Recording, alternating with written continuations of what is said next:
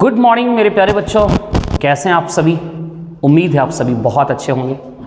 मेरे प्यारे बच्चों, जैसा कि आप सभी को पता है कि हर दिन आप सभी के लिए मैं 50 मोस्ट इम्पॉर्टेंट प्रश्न जीके के ला रहा हूं और वो सभी के सभी 50 क्वेश्चन एग्ज़ाम के पूछे गए प्रश्न हैं।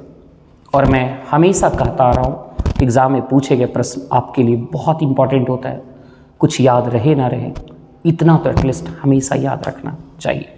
तो चलिए बच्चों, आज फिर आप 50 प्रश्न हमारे साथ जुड़िए और इसे पढ़िए और याद रखने की ज़रूर कोशिश करिएगा। पहला क्वेश्चन बच्चों स्क्रीन पर आप सभी को दिख रहा होगा।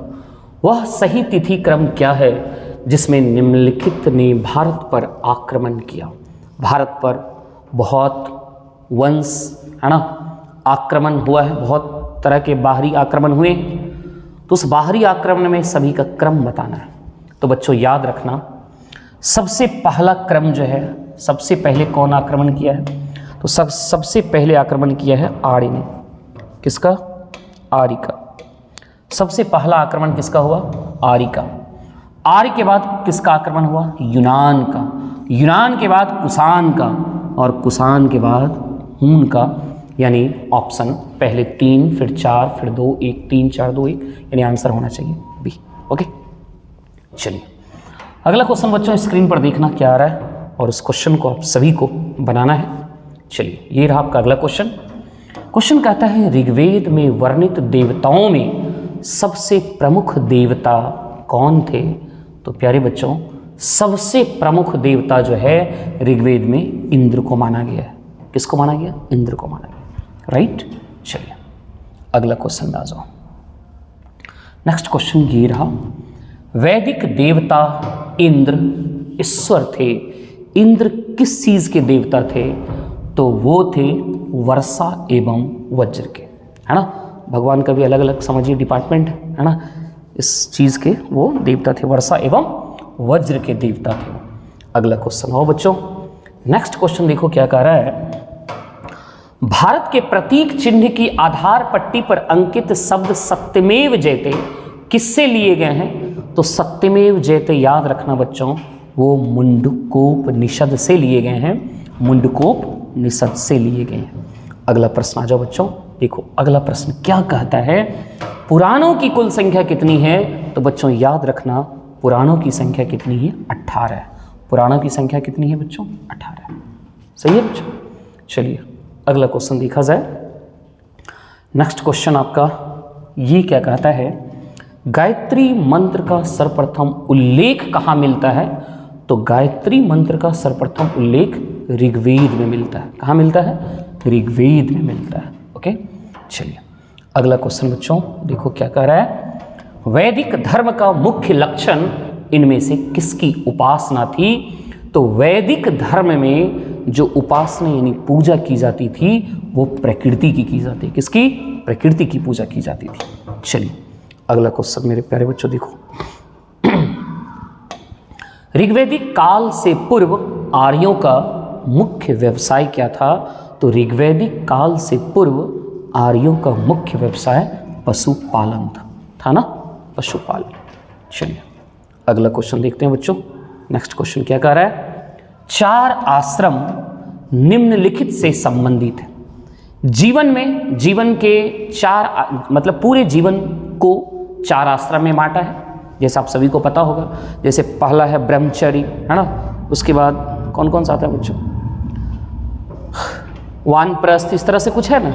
संन्यास, बाद में जाके लास्ट में संन्यास होता है। इस तरह से 4 जो है आश्रम है और वो आश्रम किससे संबंधित है? जीवन के चरणों से। जीवन के चरणों से, ये जैसे 0 से लेके मतलब शुरू से लेके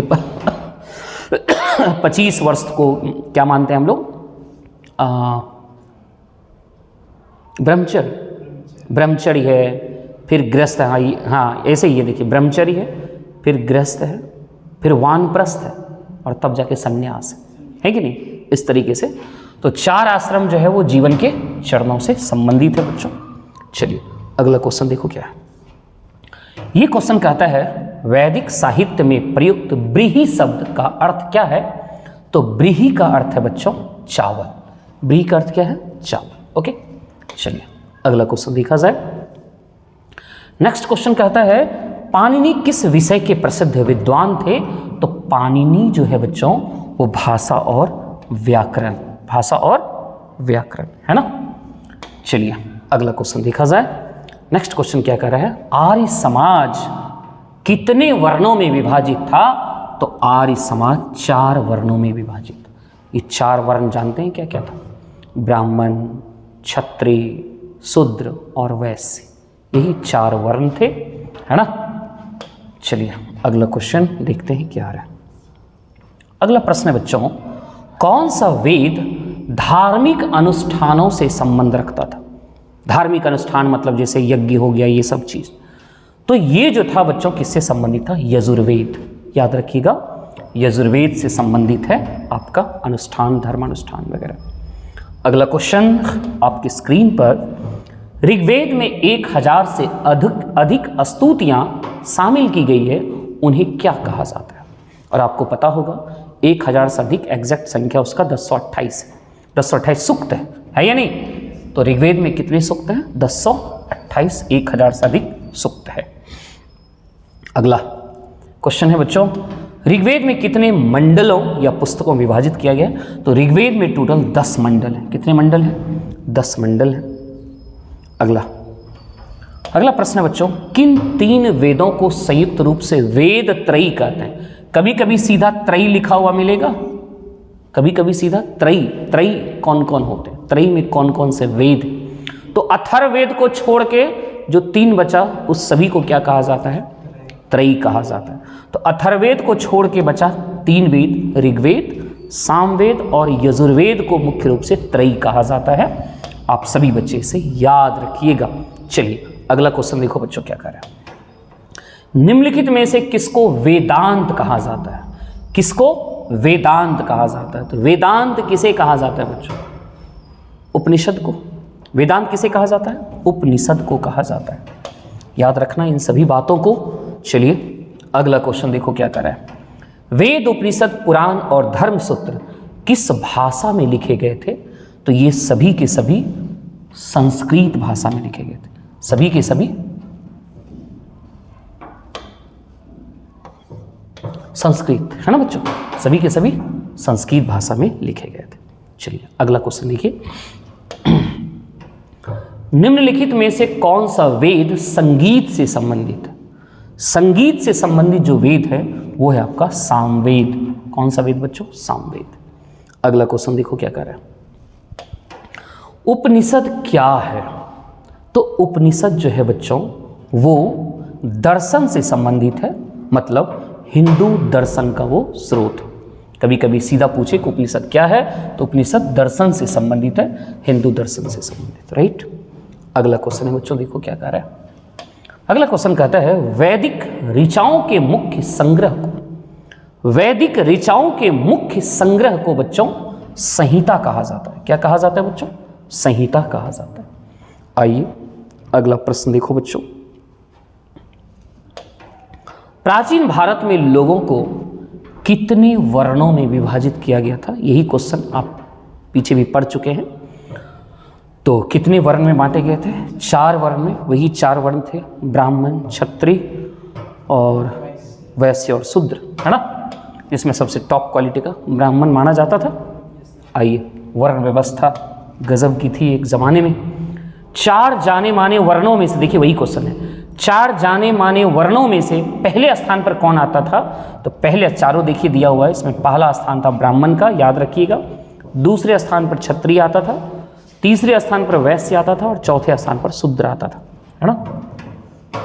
चलो बच्चों, प्यारे बच्चों, अगला क्वेश्चन देखो क्या कर रहा है। अगला क्वेश्चन है भारत में वैदिक सभ्यता किस नदी के किनारे विकसित हुई थी? तो याद रखिएगा वैदिक सभ्यता सरस्वती नदी के किनारे विकसित हुई थी। अगला क्वेश्चन देखो बच्चों। नेक्स्ट प्रश्न कह रहा है वैदिक काल के महत्वपूर्ण देवताओं के सही समूह का चयन कीजिए।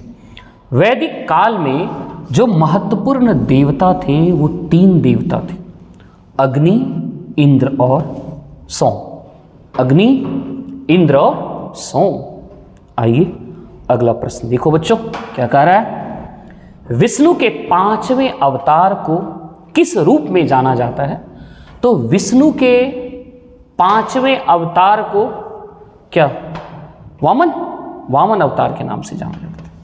विष्णु के कुल 10 अवतार हैं बच्चों। मुख्य रूप से कितने अवतार लिए थे? 10 अवतार, है ना।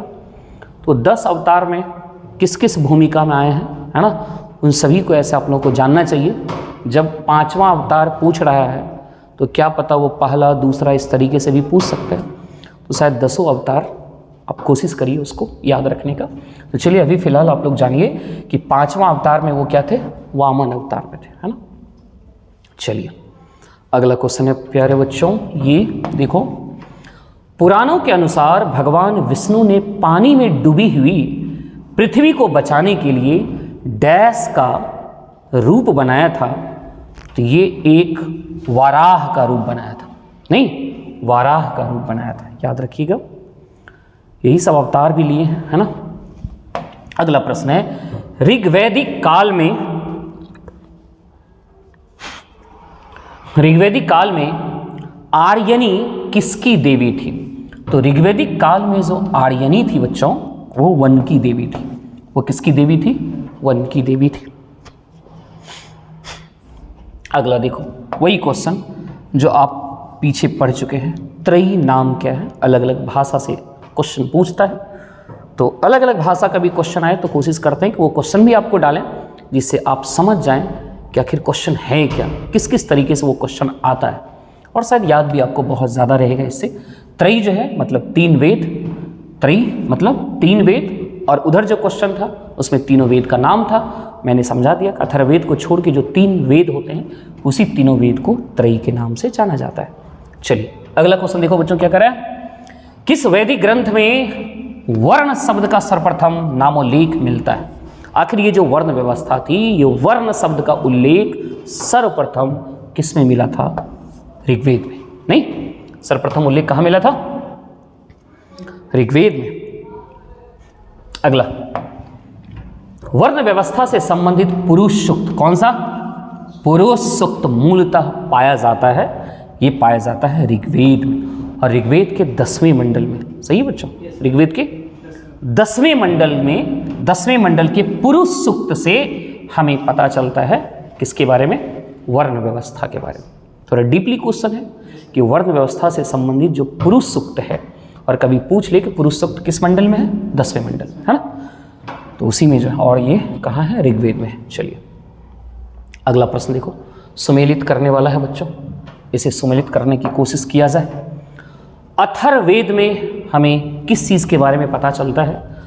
तो मुझे लगता है अथर्ववेद से औषधि 1 का 3 होना चाहिए बच्चों। क्या 1 का 3?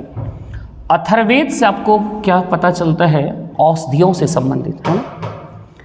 ऋग्वेद में आपको ईश्वर की महिमा के बारे में पता चलता है, राइट। यजुर्वेद में आपको वही कर्मकांड, यज्ञ, बलिदान, ये सब चीज़ के बारे में पता चलता है, और सामवेद से आपको संगीत का पता चलता है। यानी देखा जाए तो 1 का 3 और B का 1, यानी ऑप्शन ए है क्या उत्तर बच्चों? यही होना ही चाहिए, है ना, ऑप्शन ए ही होना चाहिए।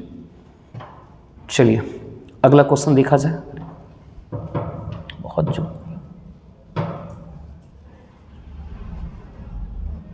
ये क्वेश्चन है ना।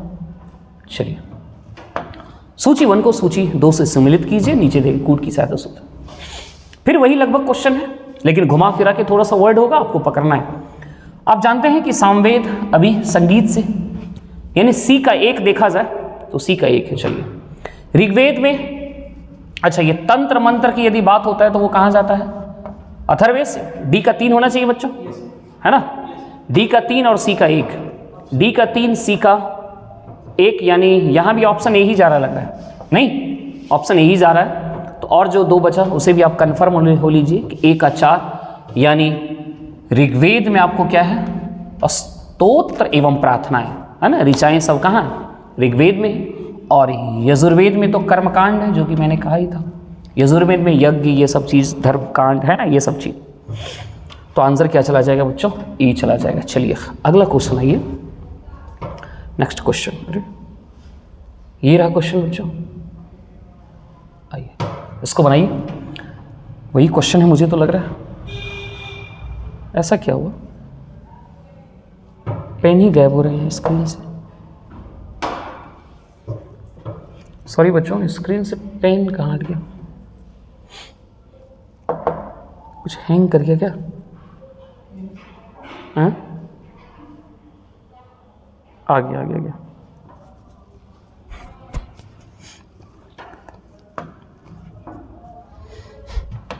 चलिए देखा जाए इसका आंसर बच्चों। निम्नलिखित 4 वेदों में से किस एक में जादुई माया? तो ये जादू टोना जहां भी आ जाए तो जादू टोना मतलब अथर्ववेद ना बच्चों, अथर्ववेद होना चाहिए। चलिए अगला क्वेश्चन प्यारे बच्चों, देखो ये क्या कह रहा है। कहता है ऋग्वेद है, तो ऋग्वेद किस चीज का है? तो ऋग्वेद में स्तोत्रों का संकलन है ना? स्तोत्रों का क्या है बच्चों? संकलन है। चलिए अगला क्वेश्चन देखो क्या कह रहा है। निम्नलिखित में से कौन सा ब्राह्मण ग्रंथ ऋग्वेद से संबंधित है? याद रखिएगा ऐतरेय ब्राह्मण। कौन सा? यानी ऋग्वेद से ही कई पाठ को क्या किया, अलग अलग करके, जैसे होता है ना एक महाग्रंथ का एक ग्रंथ बनता है, फिर उसी से कुछ पाठ का विशेष एक्सप्लेनेशन करते हुए, तो ऋग्वेद से ही कौन सा ब्राह्मण का ग्रंथ का निर्माण हुआ? ऐतरेय ब्राह्मण का निर्माण हुआ। ठीक है, चलिए ये सब इंपॉर्टेंट है, सभी को जरूर याद रखें। अगला देखो गोपथ। गोपथ किससे संबंधित है? गोपथ अथर्ववेद से, जादू टोना वाले से। यानी गोपथ जो है किससे? ब्राह्मण ग्रंथ से। गोपथ ब्राह्मण किससे? अथर्ववेद से, है ना? और वहां अभी हम लोगों ने क्या पढ़ा? ऐतरेय ब्राह्मण ऋग्वेद से, है ना? और गोपथ ब्राह्मण किससे है? अथर्ववेद से निकला। चलिए गुड, अगला आ जाइए। फिर देखो इसी चीज का फिर मिलान है कि नहीं है बच्चों?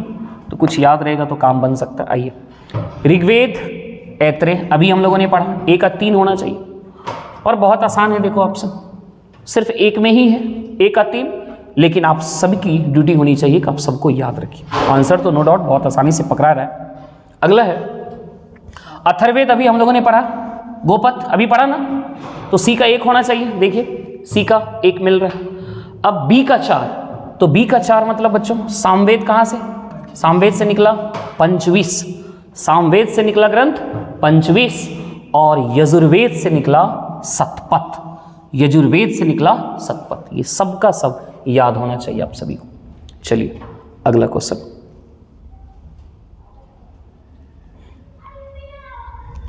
ऋग्वेद का कौन सा मंडल पूर्णतः सोम को समर्पित है?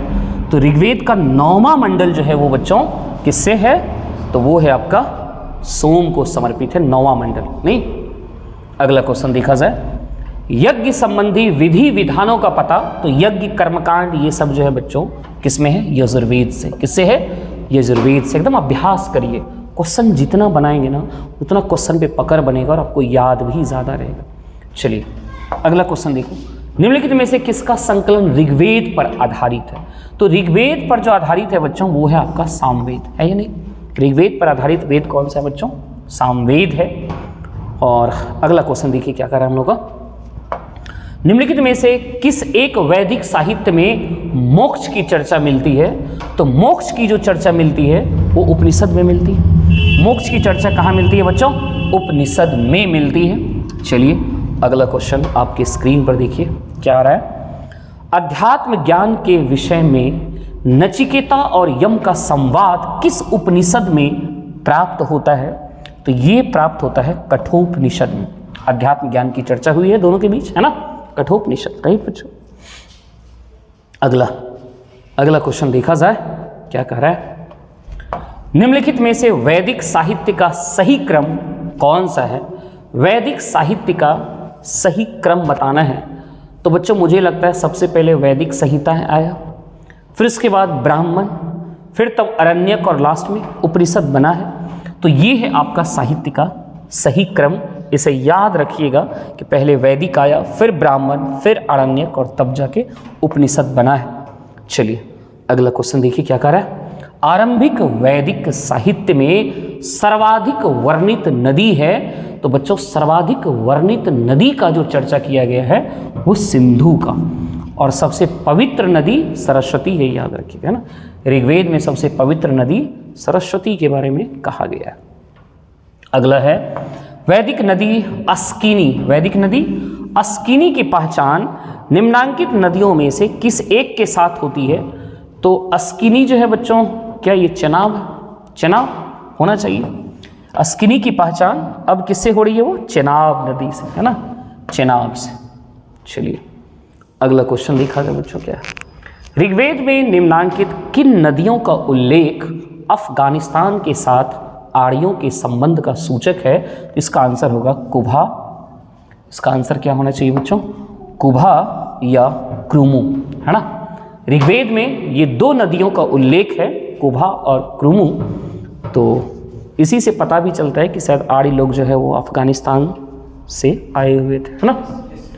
चलिए अगला जो है बच्चों क्वेश्चन देखो क्या कह रहा है, ये देखिए अगला क्वेश्चन उसी से संबंधित। तो वैदिक नदी कुभा का स्थान कहाँ निर्धारित होना चाहिए? तो अभी आपने पढ़ा कहाँ? अफगानिस्तान, अफगानिस्तान। चलिए अगला क्वेश्चन देखो बच्चों क्या कह रहे हैं, मिलान चिन्ह। आइए,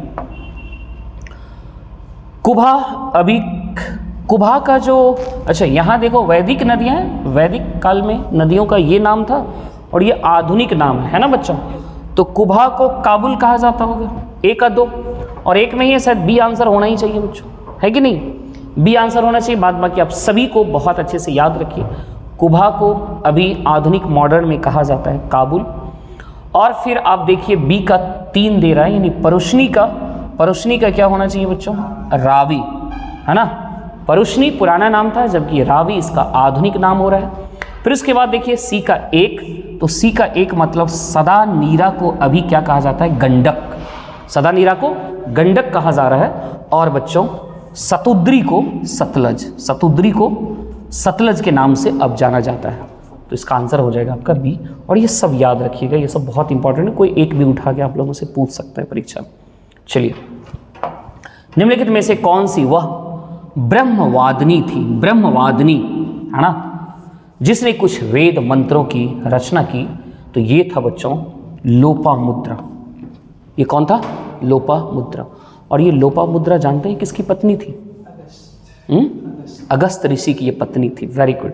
ये लोपामुद्रा जो थी ये एक महिला थी, है ना, देख रहे हैं, ब्रह्मवादिनी महिला थी जिन्होंने ऋचाओं के बारे में मतलब कुछ अपना ये लोग जो है उसमें रचना की है, वेद मंत्र की रचना करी है, लोपामुद्रा। और अगस्त ऋषि की ये कौन थी? पत्नी थी, है ना। तो 50 क्वेश्चन कंप्लीट। तो बच्चों ये था आज का मोस्ट इम्पॉर्टेंट 50 प्रश्न। उम्मीद है आप सभी इस वीडियो को देखेंगे और कुछ अपना ज्ञान बढ़ाएंगे।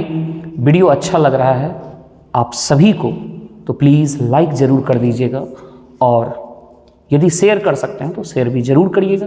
यदि आप हमारे चैनल पर नए हैं तो प्लीज़ सब्सक्राइब कर लीजिएगा, जिससे आपको हमारा हर वीडियो का नोटिफिकेशन आपको मिलता रहेगा और आप इसी तरह फ़ायदा उठाते रहेंगे। Thank you so much.